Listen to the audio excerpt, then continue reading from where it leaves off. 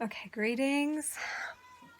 My tripod is not right here, so we're just set up this way, so bear with me. I'm pulling the I Ching hexagram for this day. Oh, let's do this one. 32. Okay, 32. Reads duration. Hang. Above thunder, below wind. Thunder and wind. Movement continues and is not hindered. Thunder and wind cannot be controlled or contained. To avoid them, one must seek shelter, yet still the wind and thunder continue until their natural duration is complete. There's no point in trying to stop the wind or quell the thunder. The wise person observes the cycles of nature and adapts to survive them. So immediately it feels like there's some things to endure through, that we are to buckle down a bit for the duration.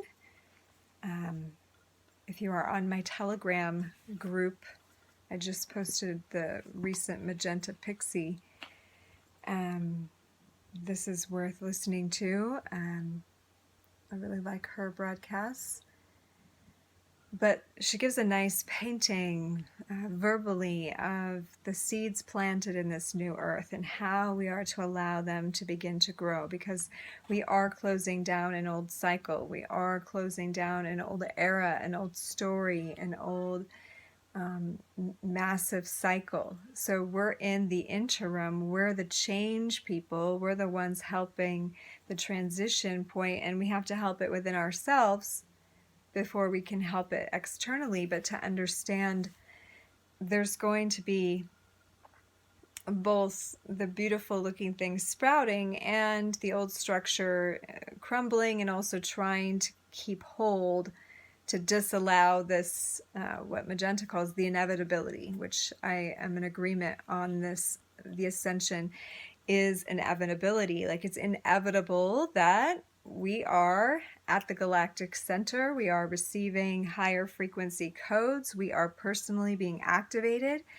And though they may try, they who have held, power and certainty in the old structure, when many of us were just enjoying life and, just whatever to the power structures, until this time of awakening, until this time of seeing and recognizing what the old structure's been doing, and even noticing it trying to keep a stronghold as we go forward, but knowing that's not possible in the duration. It's not possible because the frequency is not high enough, for one, and we're moving into love.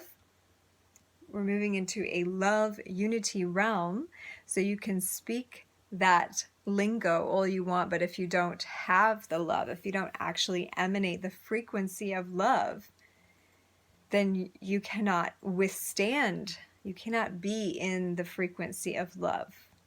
It will change you. And if you resist the change, you won't be able to be there. So this is the inevitability that we're talking about. Is we simply are, without a doubt, changing frequencies. This planet is birthing a new level of awareness, and so each of us are. And if that's not digestible by some, then they will recycle into new families who can teach them how to hold that frequency, and that's part of their evolutionary journey. So I want to read a little bit from the commentary on this, because there's always gems in it. So for the duration, hang. The strong trigram chain is above, the weak trigram sun below. This hexagram is the inverse of the preceding one. In the latter we have influence, and here we have union as an enduring condition. The two images are thunder and wind, which are likewise constantly paired phenomena. The lower trigram indicates gentleness within, and the upper movement without. In the sphere of social relationships, the hexagram represents the institution of marriage as the enduring union of the sexes. During courtship, the young man subordinates himself to the girl, but in marriage, which is represented by the coming together of the eldest son and eldest daughter, which are the names of the lines, the husband is the directing and moving force outside, while the wife inside is gentle, and I would replace submissive with receptive in this text. But so there is both of these forces coming together. The judgment of this is duration, success, no blame. Perseverance furthers. It furthers one to have somewhere to go.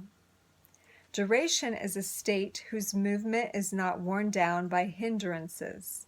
It is not a state of rest, for a mere standstill is regression. Duration is rather the self-contained and therefore self-renewing movement of an organized, firmly integrated whole, taking place in accordance with immutable laws and beginning anew at every ending. The end is reached by an inward movement, by inhalation, systole, contraction, and this movement turns into a new beginning, in which the movement is directed outward in exhalation, diastole, and expansion. Heavenly bodies exemplify duration. They move in their fixed orbits, and because of this, their light-giving power endures.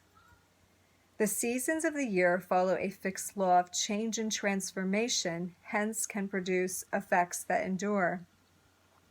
So likewise, the dedicated man embodies an enduring meaning in his way of life, and thereby the world is formed. This is the most important line I've read so far. So I'm going to read it again.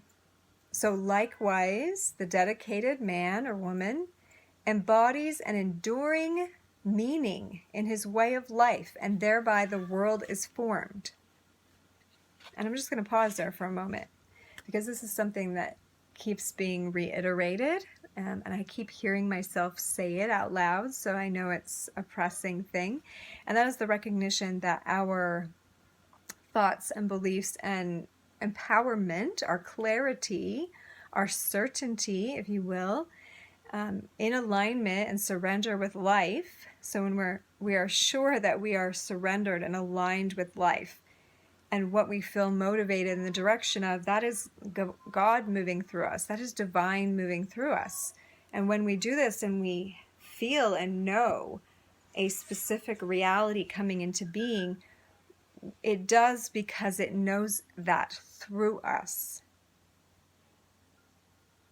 The reality comes to be because it knows itself through us. We contribute to its creation. We are the cause, actually, of this creation, because God, in the invisible sense, in the consciousness sense, can only manifest through beings, through the desires and knowings of our heart and mind. That's the only way divine can move into form, is through us.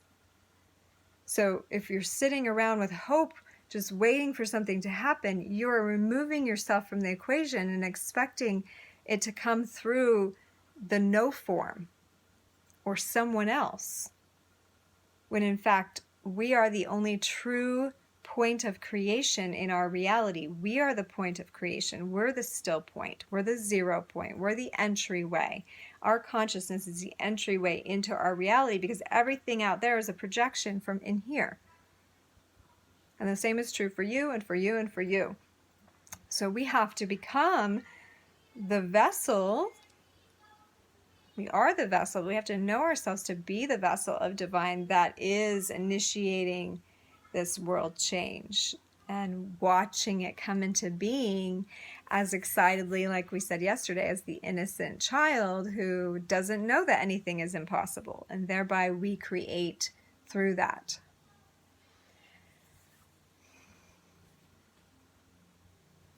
Okay. Is there anything else that wants to be read in here? We want to read the lines.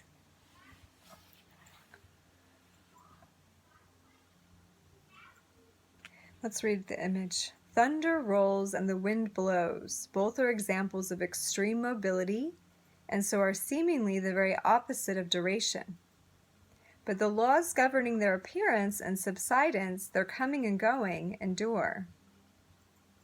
In the same way, the independence of the superior man is not based on rigidity and immobility of character. I was just saying this, you can't just sit there. He always keeps abreast of the time and changes with it. What endures is the unswerving directive, the inner law of his being, which determines all of his actions.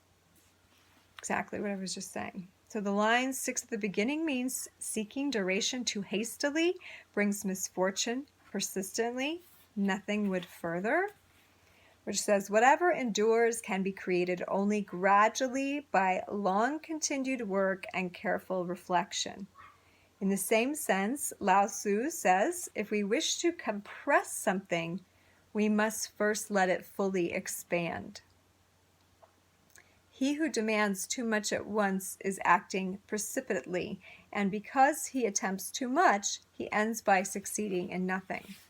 So this is where duration comes in. So 9 in the second means remorse disappears. The situation is abnormal. A man's force of character is greater than the available material power. Thus, he might be afraid of allowing himself to attempt something beyond his strength. However, since it is the time of duration, it is possible for him to control his inner strength so as to avoid excess. Cause for remorse then disappears. 9 in the third place means he who does not give duration to his character meets with disgrace, persistent humiliation. If a man remains at the mercy of moods of hope or fear aroused by the outer world, he loses his inner consistency of character. So again, this is the most important thing that we're being asked to endure, to have duration is this consistency of inner character, which yesterday we spoke about in being, like a bit scheduled or on the mark. These humiliations often come from an unforeseen quarter, these inconsistencies. Such experiences are not merely effects produced by the external world, but logical consequences evoked by his own nature. 9 in the fourth place means no game in the field. If we are in pursuit of game and want to get a shot at a quarry, we must set about it in the right way. A man who persists in stalking game in a place where there is none may wait forever without finding any. Persistence in search is not enough. What is not sought in the right way is not found. So this could be a call of correction for us as well, to recognize that we may not be seeking in the right way or persisting in the right way. So on my Telegram page, I have been posting some of Mark Christopher's work, who is that postmaster judge, global judge, and his predecessor, David Wynn Miller, and my mind is blown from looking into this stuff even a bit and recognizing, of course, spoke about this a lot, that our language, how we speak, can either be liberating us or enslaving us. And that is quite literally true. Even the way that we are taught to speak and put together sentences also needs to be revisited at some point. And this is part of this transition period into the new earth, right? To look at what structures that we have been pursuing when they're not actually the total alignment path. Okay, so we're being constantly checked and asked to check in again. 6 in the fifth place means giving duration to one's character through perseverance. This is good fortune for a woman, misfortune for a man. Interesting, so let's see the commentary. A woman should follow a man her whole life long, but a man should at times hold to what is his duty at the given moment. Should he persistently seek to conform to the woman, it would be a mistake for him. Accordingly, it is altogether right for a woman to hold conservatively to tradition, but a man must always be flexible and adaptable and allow himself to be guided solely by what his duty requires of him at the moment. So some may call that a sexist commentary, and so let's evolve it to come into this present moment time, and we can think of woman and man in this case as masculine and feminine. So we all have masculine, feminine natures, and it is saying it's right and it's good fortune for the nature to do what that nature does. So feminine nature in us is our receptive nature, and it should be receptive. Our feminine nature shouldn't try to be something other than it is. It is our receptive nature, that it is our more passive, it is the receiver. And the masculine nature should do what its nature does, which is to be active, to be in pursuit, to protect, to engage. It is an aggressor. So it should do that. And of course, in this commentary, it says it's going to be guided by what duty requires of it. Yes, so our masculine nature is the part of us that duty requires something of us and we must act. Our feminine nature needs to listen to when we need to take care of the nurturing, and we shouldn't try to avoid that part of our nature. So in duration, we need to have these two characters balanced. Just like at the beginning, it speaks of it as a marriage or a union. And it's an inner union, to have duration in the unity within. And finally, 6 at the top means restlessness is an enduring condition, brings misfortune. So there are people that live in a state of perpetual hurry without ever attaining inner composure. Restlessness not only prevents all thoroughness, but actually becomes a danger if it is dominant in places of authority. So this does lead us to the understanding that if there isn't this composure within, if there isn't this ability to endure, to be balanced in these inner natures, then there is a danger to that.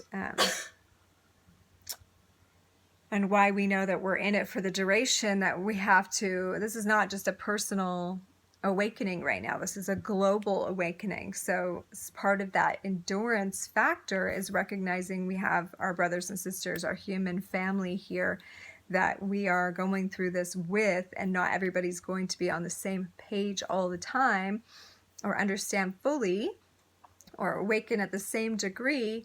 So there is some, like danger, or, you just have to be aware that some people are going to have to go through things that maybe we went through already in a different way, and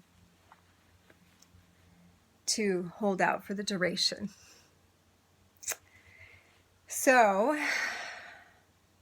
on that note, it has been snowing here where I am. Definitely a shift in the external manifestation.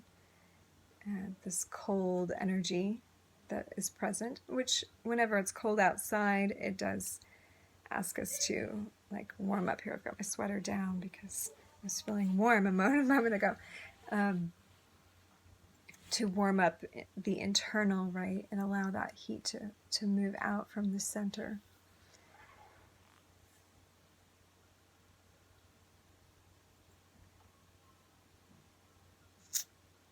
So I'm just checking in if there's anything else that would like to be shared.